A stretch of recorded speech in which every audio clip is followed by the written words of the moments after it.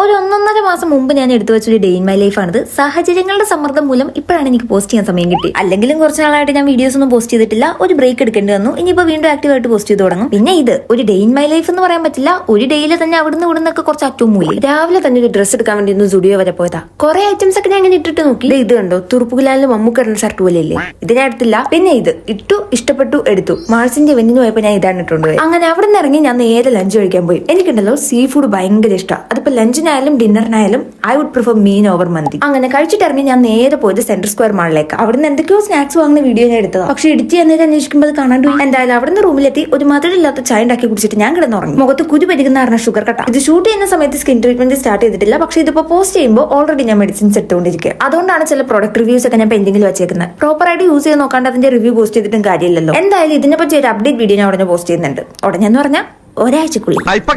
അല്ലെങ്കിൽ പിള്ളേച്ചൻ നുണ പറയുന്നതായിരിക്കും.